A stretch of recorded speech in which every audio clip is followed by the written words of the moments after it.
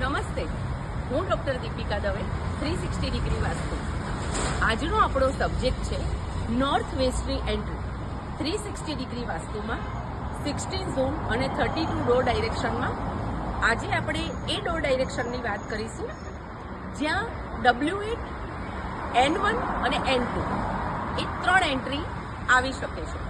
તો north વેસ્ટની એન્ટ્રીના attribute W8ની જે entry છે એમાં કોઈ પણ વ્યક્તિ અગર રહે છે એ ઘરમાં તો એ પહેલા પોતાના સ્વાર્થનો વિચાર કરશે. N1ની એન્ટ્રીનું એટ્રીબ્યુટ છે કે એને દુશ્મનો બહુ હશે, એને એ ઝોનમાંથી નજર લાગી શકે છે એવા એના એટ્રીબ્યુટ છે. N2ની એન્ટ્રીમાં એટલા બધા દુશ્મનો બને કે એટેમ્પ્ટ ટુ મર્ડર એટલે સુધી વાત પહોંચી શકે એના આ એટ્રીબ્યુટ છે.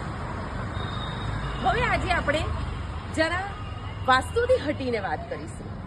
વાસ્તુથી હટીને શું વાત કરવાની છે? તો નોર્થ વેસ્ટની એન્ટ્રીમાં ટ્રેડિશનલ બુકમાં એવું લખેલું છે કે ત્યાં જે પણ વ્યક્તિ રહેતું હોય એ ના તો જીવી શકે ના તો મરી શકે એવી એની સિચ્યુએશન પણ. તો આપણે શું કરવાનું છે? કર્મ. તમારા કર્મ એવા તમે રાખો કે કર્મ સારા હશે તો તમને જે 100% દુઃખ આવવાનું હશે એનું 50% થઈ શકે અને 50%નું 20% તમારા જ હાથમાં છે. ઘણી વખત આપણે અત્યારે જોઈએ છે કે મેં આ વસ્તુને ફોલો કરી, પછી મને આ થયું, પછી મેં આ કર્યું. તમે ગમે તે વસ્તુ ફોલો કરશો પણ કોઈ પણ વસ્તુ કરવાની છે તો તમારે જ. જેમ કે મારે કોઈ પણ સારું કાર્ય કરવાનું છે અથવા તો મારે કોઈ પણ નીતિ નિયમ રાખવાના છે તો તમે કોઈના કહેવાથી કરશો, હા એ સ્ટાર્ટ કરશો પણ કરવાનું છે તો તમારે ને.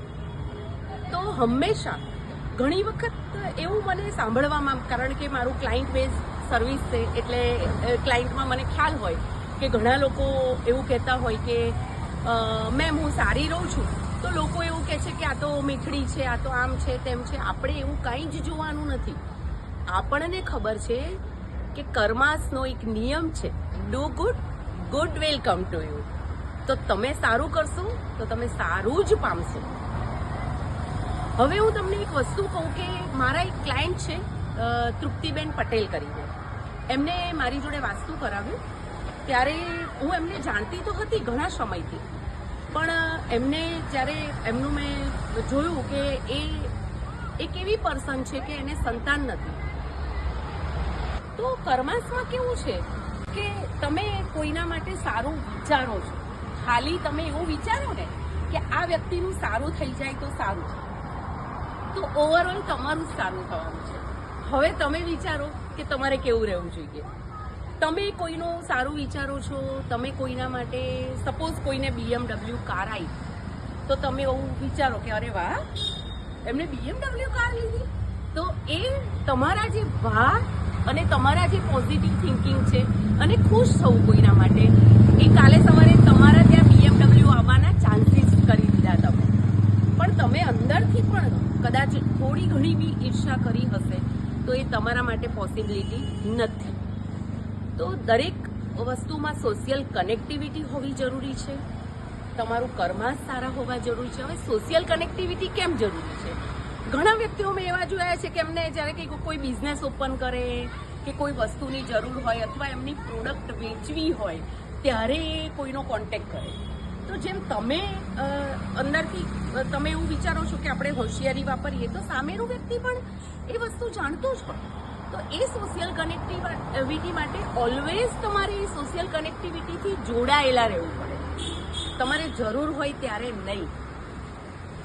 અને બીજી વસ્તુ કે જે હું તમને તૃપ્તિબેન પટેલની વાત કરી રહી હતી, એ તૃપ્તિબેન પટેલનો આ ફોટો છે. આ એમના પોતાના સંતાન નથી, એમને સંતાન નથી, પણ આ છે એ તૃપ્તિબેન પટેલ છે. આ જે છે એ તૃપ્તિબેન પટેલ છે, મારા ક્લાયન્ટ છે. અને એમની હું આજે જે વાત કરવા જઈ રહી છું તો એમાં એવું છે કે એ તૃપ્તિબેન પટેલને પોતાને કોઈ સંતાન નથી, પણ જીવન કેવું જીવવું જોઈએ એના માટેની હું તમને વાત કરું છું કે જીવન જીવવાની કળા અગર તમને આવડી જાય ને તો તમારા જીવનમાં કોઈ દુઃખ રહે જ નહીં. હવે એ વ્યક્તિ મારે સંતાન નથી એવું કરીને રડીને બેસી રહે, અથવા તો એનો નેચર એને ખરાબ કરી નાખ્યો, તો એ પોતાનું જ ખરાબ કરી રહ્યા છે. એને એ વસ્તુને એક્સેપ્ટ કરી લીધી અને એમના નણંદ આ જીવનમાં નથી, એ મૃત્યુ પામેલા છે. તો એમના એકદમ નાના નાના છોકરાઓને અત્યારે તો પરણાવા જેવા થઈ ગયા, એટલા મોટા એમને કરી આપ્યા અને અત્યારે એ મેરેજ કરવાની તૈયારીઓ કરી રહ્યા છે. જ્યારે મારી પાસે આવ્યા, એમનો કેસ મારી પાસે આવ્યો, ત્યારે એમને મને એક જ વસ્તુ કહ્યું હતું કે બેન, મારે મારા દીકરાના લગ્ન થઈ જાય એવી ઈચ્છા છે. અત્યારે માતાજીની કૃપાથી એમના દીકરાના લગ્ન લીધેલા છે અને એ વ્યક્તિએ આ સિવાય પણ એ મને એવું જ હતું કે આમના જ દીકરાઓ છે. એટલે આ એક કળિયુગનો જીવતો જાગતો દાખલો છે. ઘોર કળિયુગ આવે પણ તમારા સંસ્કાર, તમારા વિચારો એ તમને જ પોઝિટિવિટી આપશે અને તમને જ સુખી કરશે. તો એ જ તૃપ્તિબેનની આપણે વાત કરીએ તો એ તૃપ્તિબેને સિંગલ એક કપલોને લઈને બહુ જ મોટું ગ્રુપ બનાવ્યું છે અને એ ગ્રુપને દર અઠવાડિયે ભેગા કરે, બધાને પોતાના ત્યાં જમાડે અને પોતાને નાસ્તો કરાવે અને એન્જોય. એ લોકો કોઈ પંચાયત નથી કરતા ભેગા થઈને, પણ એન્જોય કરાવે છે. હવે ઘણી વખત એવાય પણ વ્યક્તિઓ જોયા છે કે જે કોઈ પણ એક વ્યક્તિને મળાવશે ને તો પણ એને એવું વિચાર આવશે કે યાર આપણા કરતાં તો આમને આ માન વધી ગયું, હવે આપણે આ ખોટું કર્યું છે આપણે મળાવીને. ના, ઈશ્વરે જ્યારે કોઈને મળાવવાનું નિમિત્ત તમને બનાવ્યા છે, એ વ્યક્તિને તમે નહીં મળાવો તો પણ એ મળવાના હશે, તો તમારા દ્વારા નહીં તો બીજા દ્વારા પણ મળશે જ. પણ તમે થોડું મોટું મન રાખીને અગર કોઈ તમારા થકી હસે છે, એન્જોય કરે છે, તો તમે પણ ખુશ થાઓ. અગર તમે એવો વિચાર કરશો, ઈર્ષ્યા કરશો, કોઈને એકબીજાની નજીક નહીં આવવા દો, તો તમારા જીવનમાં પણ એવું થશે. આ એક એક્ઝામ્પલ છે. જેમ કે અમારે પણ હું પણ એક ગ્રુપમાં છું, તૃપ્તિબેનના ગ્રુપમાં પણ જાઉં છું અને બીજું પણ મારા ઘણા બધા ગ્રુપો છે અને એમાં એક બીજા ભરતભાઈ દવે કરીને છે અમારા ગ્રુપના, એને પણ અમારા જેવા કેટલી લેડીઝોને, જેન્ટ્સને બધાને ભેગા કરીને એ પણ એમના ઘરે, હવે કોઈ પણ પોતાના ઘરે બોલાવતા હોય તો આ જમાનામાં એને ઘસારો પણ મળે અને બધું જ હોય, છતાં એ વ્યક્તિને એક જ વસ્તુ છે કે ના, બસ તમે બધા ભેગા મળીને એન્જોય કરો. તો એ ઓટોમેટિકલી એન્જોયને એને આકર્ષિત કરે છે. એના જીવનમાં ઓટોમેટિકલી એન્જોય આવવાનો જ છે, કારણ કે એની એવી ભાવના છે કે હું બીજાને એન્જોય કરાવું. તો તમારે એન્જોય કરવો છે તો તમે બીજાને પણ એન્જોય આપવાની અથવા એ એન્જોય કરે એવી ભાવના રાખો, ઈર્ષા ન કરો. બીજું, બીજા કર્મ એવા છે કે જ્યારે તમને બીજા લોકો સુખી છે તો તમે જે તમે રોડ પર જતા હોય છે એની ઈર્ષ્યા કરો છો? નથી કરતા ને? તો તમે એવું કહો કે વાવ કેવી મસ્ત ગાડી ગઈ.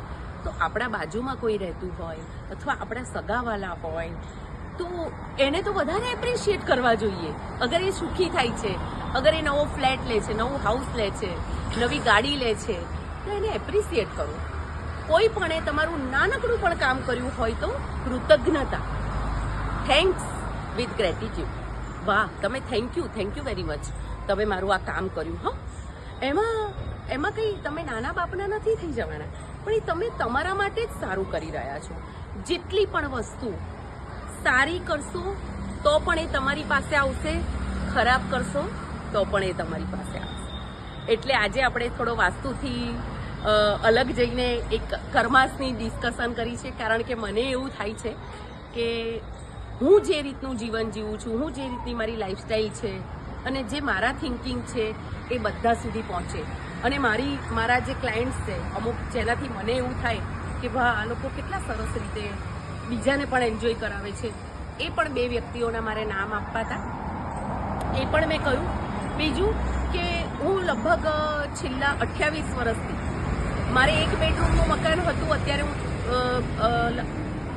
ધીરે ધીરે 2 BHK ને પછી ધીરે ધીરે આગળ પહોંચીને અત્યારે હું જે રીતે જે સ્થાન પર છું એની પાછળ ઘણું બધું પ્રયત્ન કરેલા હોય, મહેનત કરેલી હોય, પણ કર્માસ મેં જેમ કે ઘણાને એવું છે કે મને આને દુઃખ આપ્યું તો હવે એ પણ દુઃખી થાય, અથવા એ દુઃખી થાય તો એ રાજી થાય. એવું નહીં કરો. જેને તમને દુઃખ આપ્યું એ એના કર્માસ છે. તમે તમારા કર્માસ ન બગાડો. તમે તમારી રીતે, જે રીતે તમારો નેચર છે એ જ રીતે તમે હો તો તમે સુખી થશો.